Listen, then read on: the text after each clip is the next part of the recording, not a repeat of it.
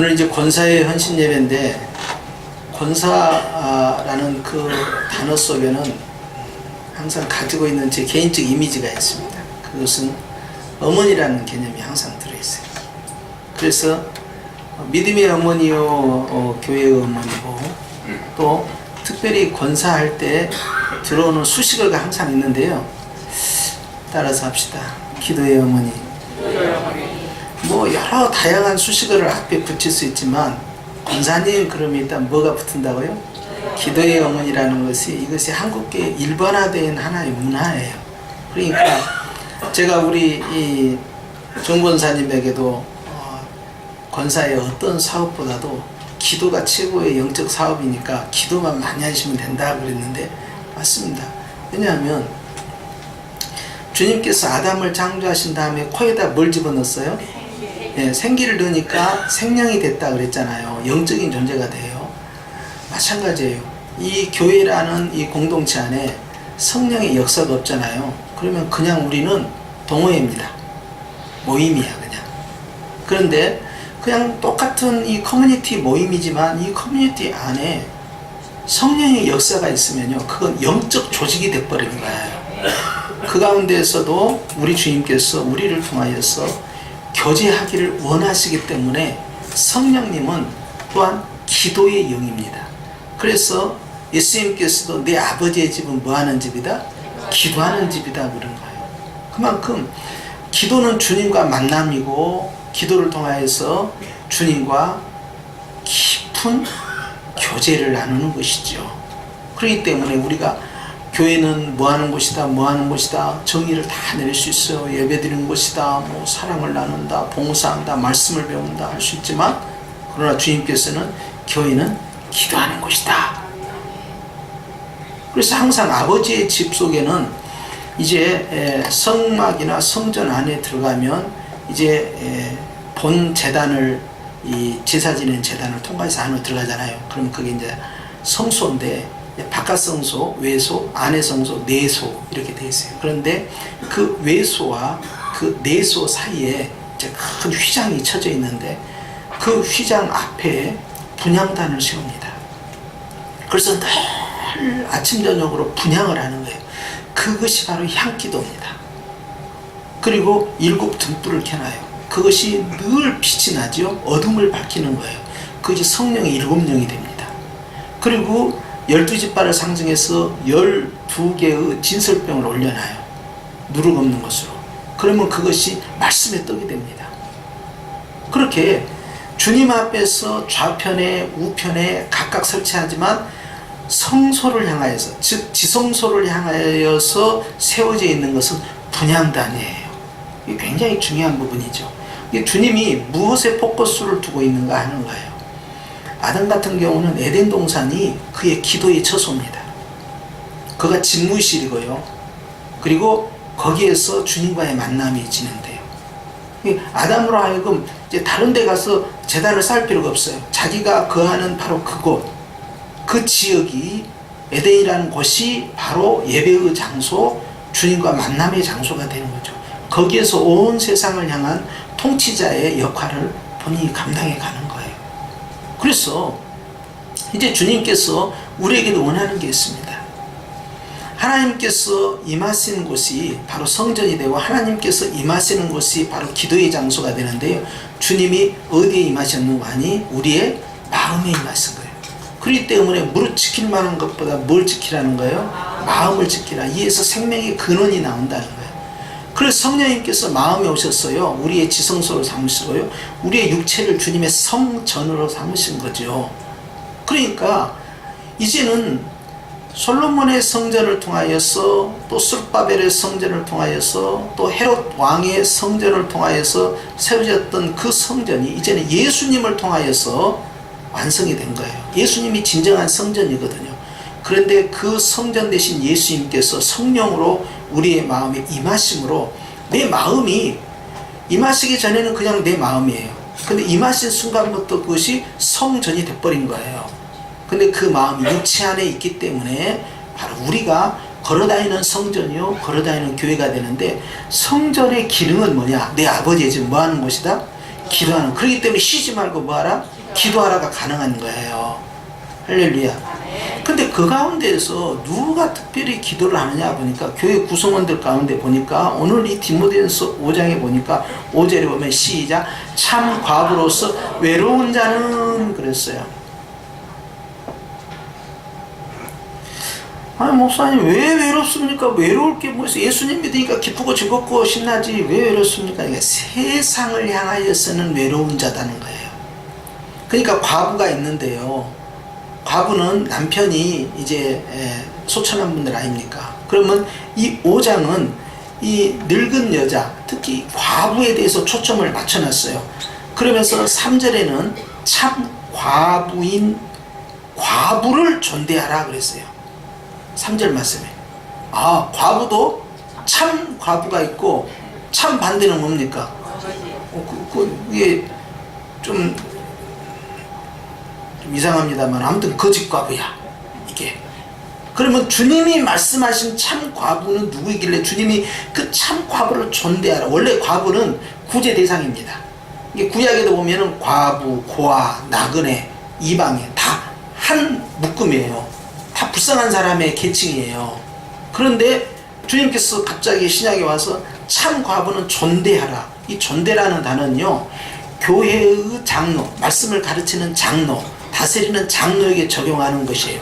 존중에 올리는 거예요. 그런데 이 단어를 과부에게 갖다 붙인 거예요. 그럼 도대체 왜 과부는 구제의 대상이 되지 않고 존대의 대상이 되었느냐 하니까 그것이 바로 5절인 거예요. 진짜 참 과부는 누군지 아느냐? 세상을 향하여서는 외로운 자다. 세상에 미련이 없는 자가 된다는 거야.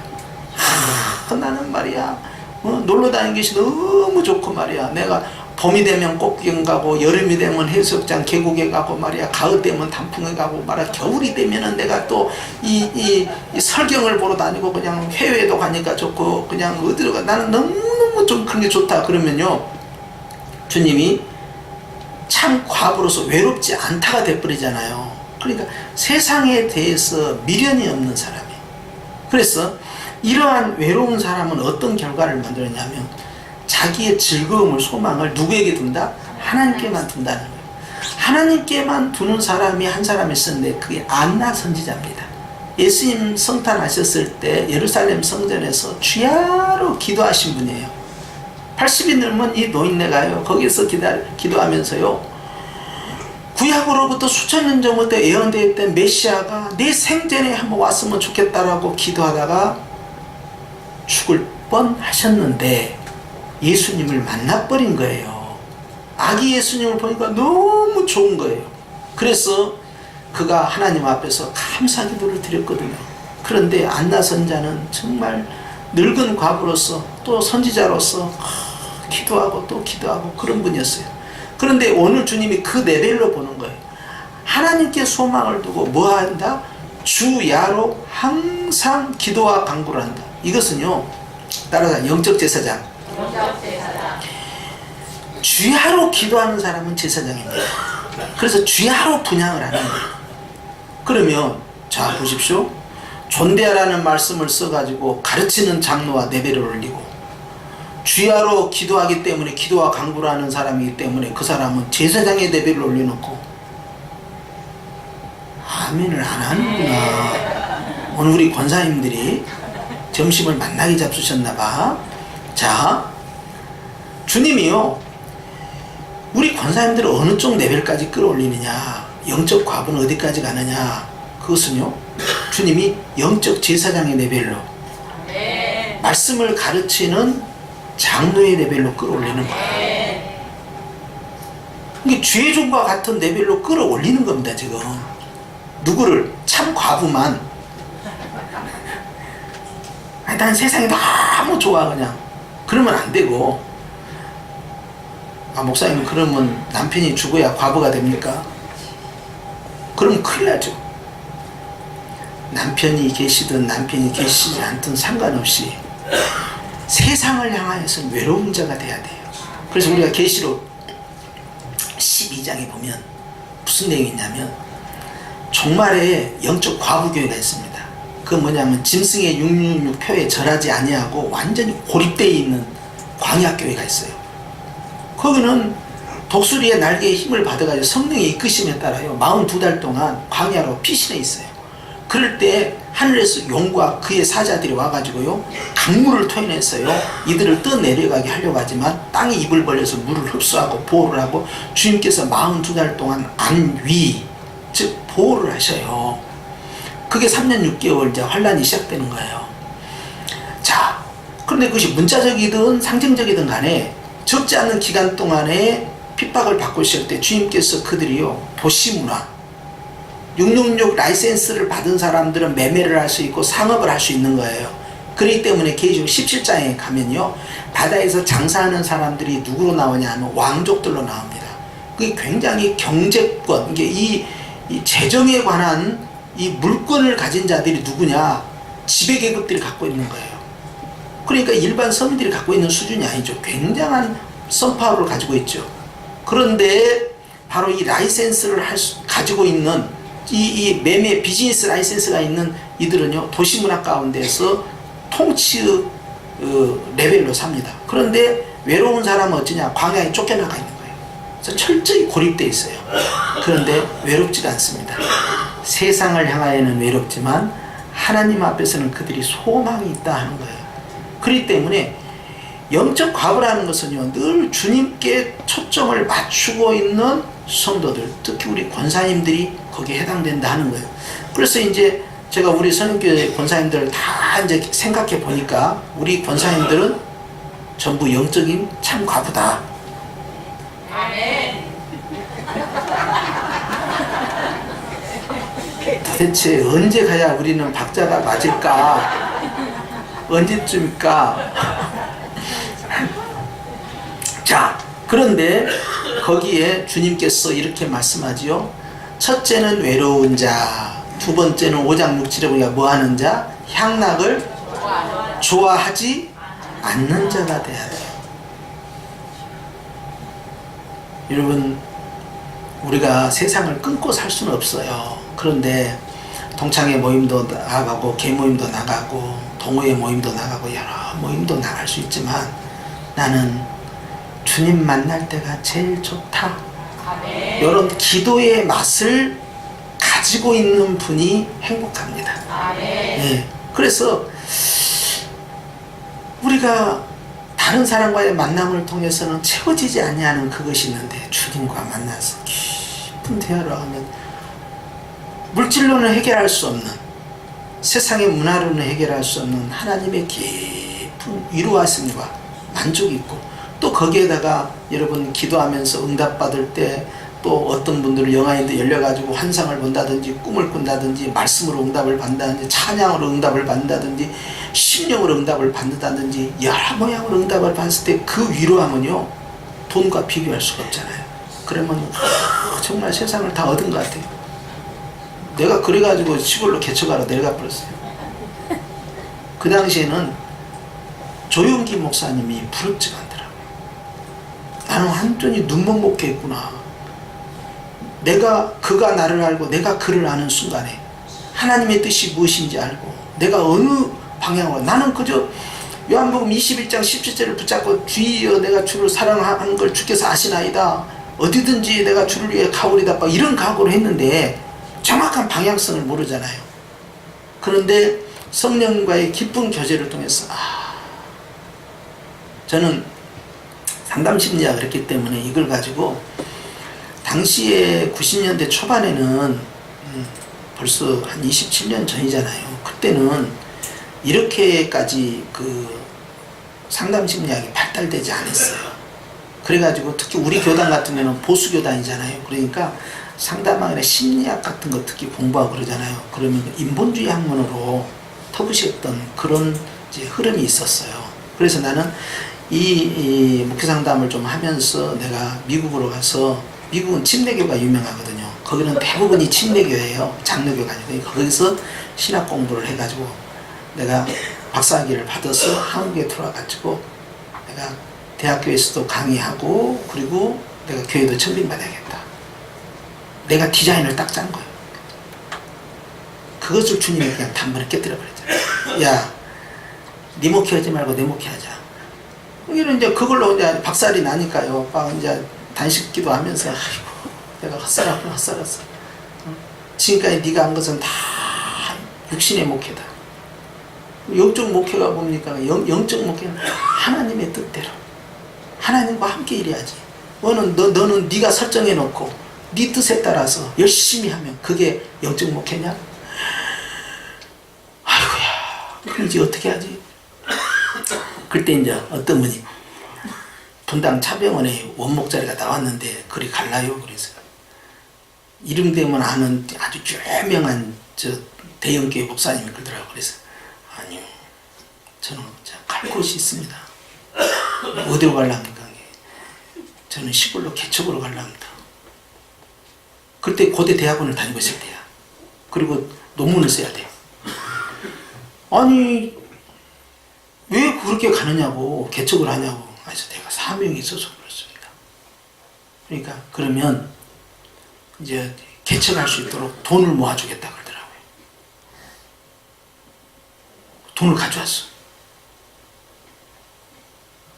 제가 받았을까요, 안 받았을까요? 내가 허락을 못 받았어, 저 윗분한테. 내가 돈을 의지할 것 같더라고. 그래서 그걸 그대로 드렸죠. 그건 아닌 것 같습니다. 그리고 이제 내려갔는데요, 난 너무 행복한 거야. 그때 이제 찬양의 영광에 지혜는 태어나지도 않고 찬양의 영광에 이제 걸어 다닐 때 이제 5살 미만인가 이제 그랬던 것 같아. 근데 난 너무 행복했어요. 거기 가서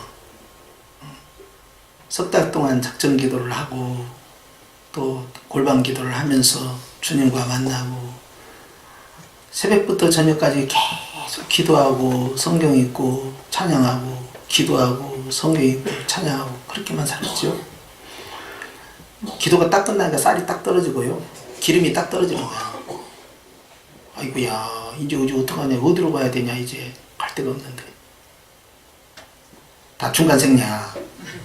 그랬는데 제가 말씀하고 싶은 것은요, 주님의 뜻을 알고 움직이니까요 하나도 걱정도 없고 다 주님께 맡겼어요.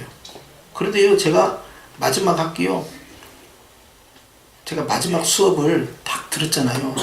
내가 올라가니까 이제 이게 수업이 이제 종강될 바로 그 직전 주간이에요. 수업 다 들고 리포트 다 내고 갖고 제가 오레이 맞았다는 거 아닙니까?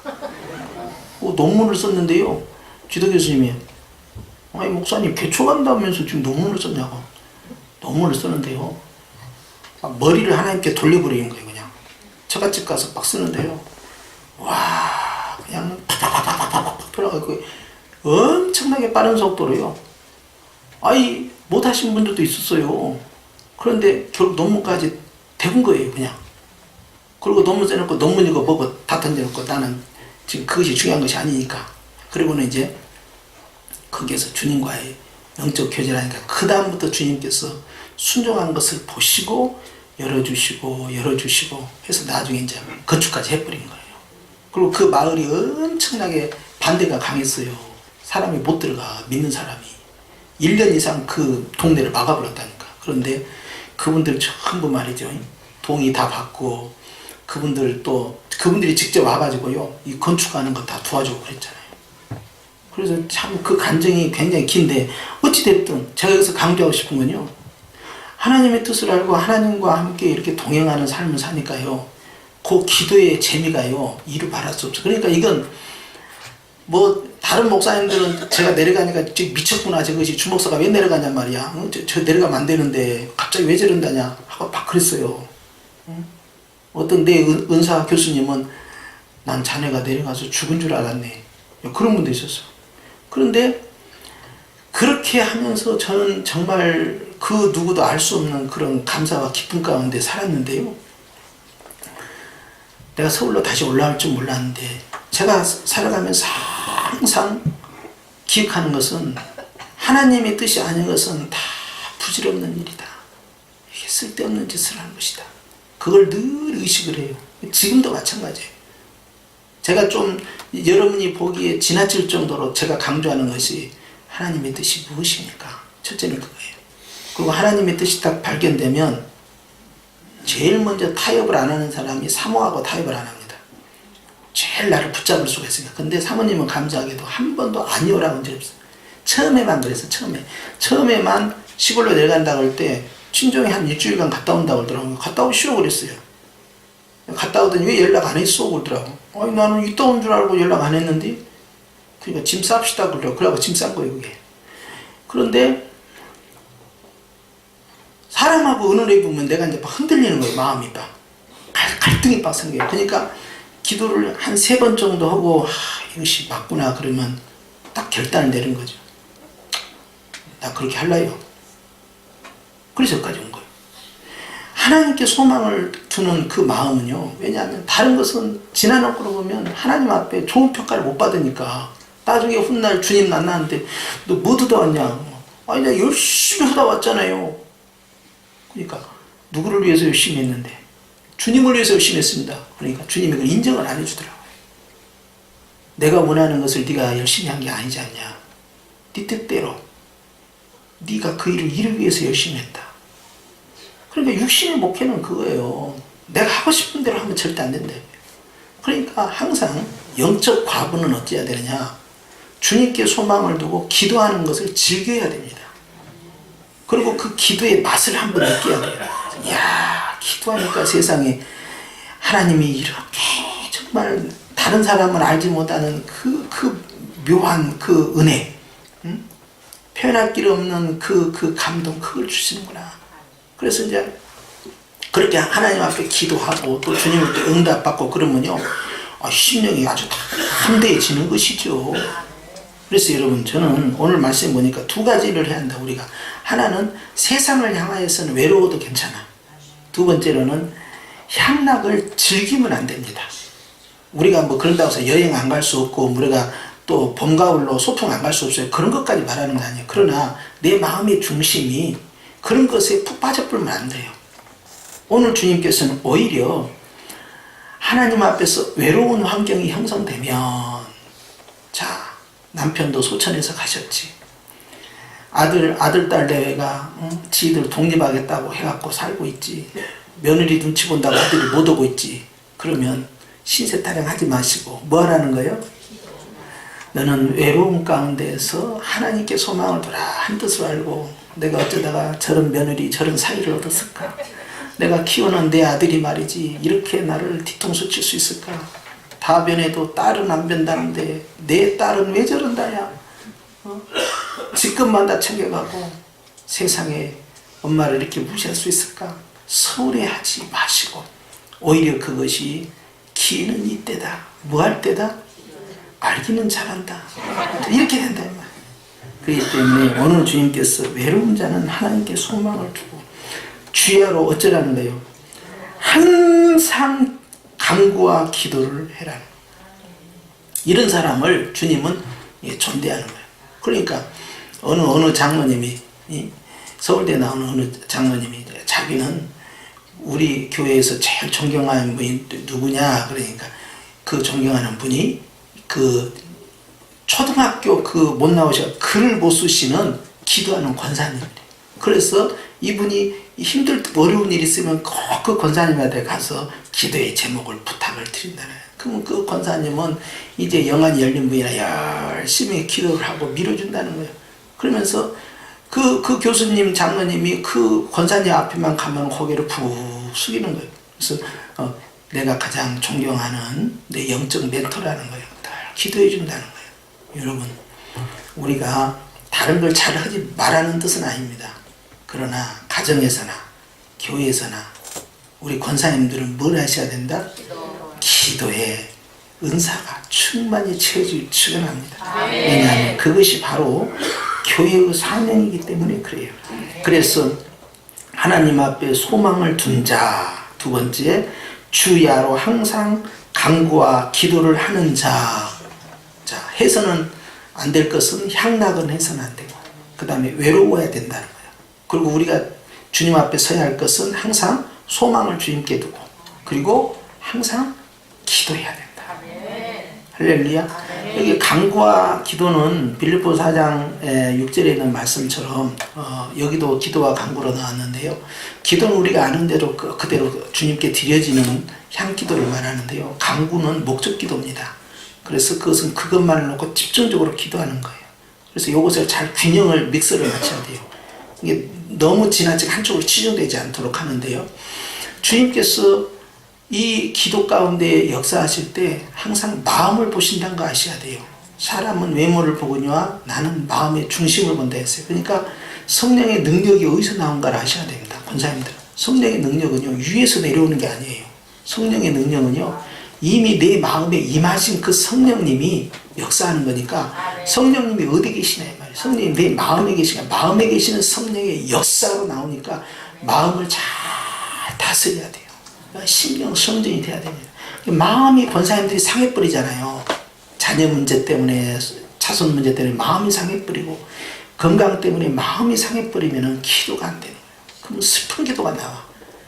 거기에 소망을 두지 말고 하나님께 소망을 두면 이 마음이 다스려집니다. 아, 주님이 내려놓으라고 하는 것 같구나 하고는 주님, 내가 이런 문제도 당하고 이렇게 연약한 환경이지만 주님 때문에 제가 새 힘을 얻습니다 하고 주님 앞에 기도하면서 나아가는 것이죠.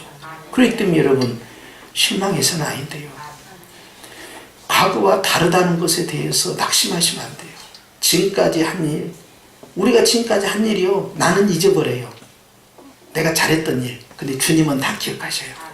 내가 잘못한 거요 주님이 다 용서해 주셔요. 그건 잊어버려도 돼. 근데 내가 잘한 것은 주님이 다 아시니까 그건 확실히 잊어버려야 돼. 뒤에 것은 기억하지 말고 앞에 있는 것만 표대를 향해 달려가는 것이다. 그래서 이제 우리 권사님들은 무엇을 향해 달려가야 되겠느냐? 그러면 첫째는 무엇이다? 기도다. 그래야 성령의 역사가 있어요. 우리 권사님들이 특히 교회 봉사도 많이 하시고 또 전도도 많이 하시고 다른 봉사도 많이 하지만 권사님들이 기도할 때 그 전도가 내가 하는 전도가 아니라 주님이 함께하는 전도가 되잖아요. 그 봉사가 내가 하는 봉사가 아니라 성령에 힘입어서 하는 봉사가 되잖아요. 그러니까 이것이 주님이 받으시는 영적 봉사가 돼. 근데 내가 하는 그 일에 성령이 역사하지 않으면 분명히 전도고 분명히 봉사인데 영적 봉사, 영적 전도가 안 돼버린 거예요. 그러니까 누가 오셔야 돼요? 성령님이 임재하셔야 된다. 그러려면 뭘 해야 됩니까? 기도를 해야 돼요. 그래서 이제 마음 가운데 성령의 역사가 내 삶 가운데 드러나도록 신령의 기도부터 시작하여서 하나님 앞에 제시하는 소망의 기도, 목적 기도까지 이어져 가는 거예요. 그래서 저는 이제 우리 교회가 저 5가지 복 그걸 세웠는데요. 그 가운데서 하나를 선택하라 한다면 저는 역시 기도를 선택하고 싶어요. 기도를 해야만이 영적인 삶이 되고 영적인 교회가 되고 영적인 승리가 되기 때문에 그러합니다. 그래서 여러분 기도를 너무 부담스러워하지 마시고요. 기도는 2가지예요. 하나는 정한 기도, 앉아서 정한 시간에 하는 기도가 있고 또 하나는 수시기도입니다. 무시기도는요 늘 돌아다니면서 하는 기도, 움직이면서 하는 기도, 생활하면서 기도, 이 2개가 같이 맞물려 가면 좋아요. 아셨죠? 그렇게 해서 여러분 금년에는 하루에 1시간만 기도해도요 우리 예수님께서 겟세마네 동산에서 네가 1시간만 기도해도 시험에 들지 않는다 그랬어요. 그러니까 1시간 기도가 얼마나 중요합니까? 그래서 이제 기도의 은사가 더 많으신 분들은 또 2시간, 또 어떤 분은 나는 하루의 삶을 11조 하고 싶다 그러면 3시간 하면서 기도도 하고 찬양도 하고 할렐루야 그렇게 하면서 주님과의 깊은 교제 가운데 들어가는 거예요. 이게 우리가 기도하면서 이렇게 주님이 또 입에서 찬양을 이렇게 주실 때 있잖아요. 여러분 그런 걸 소홀히 하면 안 돼요. 기도하다가 찬양이 나오잖아요. 그러면은 그걸 자꾸 따라 불러야 돼요. 그게 참 기도로, 그게 성령께서 지금 역사하고 있는 거예요. 그래서 우리가 설거지 하다가도 갑자기 찬양이 나오면 그걸 같이 흥얼거리면서 같이 부르는 거예요. 그리고 1번 부르고 2번 부르고 3번 부르고 그런데 여러분 시편 119편을 보면 따라서 합시다. 하루에 7번 기도하면 7번 찬양하면 큰 평안을 받는다. 그러니까 하루에 7번씩만 찬미하고 기도해도요 그것이 나에게 평강으로 다가온다. 그러니까 주님 앞에서 계속 찬송가는 우리 보통 1절부터 3절까지 그러고 한번 끝나잖아요. 근데 예식이니까 그렇게 해야 돼요. 그런데 예식이 아니고 혼자 하실 때는 한 7번씩 부르는 거예요. 7번씩 하나님이 주시면 또 기도하고, 그 다음 기도하다가 또 주시면 또 한 7번 부르는 거예요. 그러면 그 가사 속에 그 들어있는 그 하나님의 그 은혜의 보화가요, 그것이 자기 자신에게 딱 들어옵니다. 아, 주님이 지금 이걸로 응답하시는구나, 그걸 알게 돼요. 그래서 여러 번 반복적으로 그렇게 불렀을 때 또 그것이 기도의 상달이 되는 거니까, 우리 권사님들은 첫째는 소망을 누구에게 둔다? 하나님께만 둔다. 그 다음에 항상 뭐 한다? 주야로 기도한다. 할렐루야. 그것이 금년 우리 권사회가 해야 할 첫 번째 영적 사업입니다. 그래서 우리가 자녀를 위해서도 기도하고, 교회를 위해서 기도하고, 주의 종을 위해서, 또 나라와 민족을 위해서도 이렇게 기도합니다만은, 성령께서 또 기도의 제목을 주실 때가 있잖아요. 그런 기도 제목을 놓고 계속 기도를 끊임없이 이어가는 삶, 이것이 하나님께서 또 우리와 동행하시는 중요한 방식이에요. 그래서 기도하는 사람은요, 영적으로 얼마나 아름다운지 몰랐어요. 성령 하나님께서 또한 기도하는 자들과 함께 역사한다는 사실을 주목하셔야 됩니다. 그래서 금년에 우리 권사회는 뭐하는 권사회? 기도하는 권사회. 그렇게 되어서 연말에 가서, 야, 금년에는 어느 때보다도 참 기도 많이 했다, 그렇게 고백할 수 있기를 축원합니다. 기도하십시다.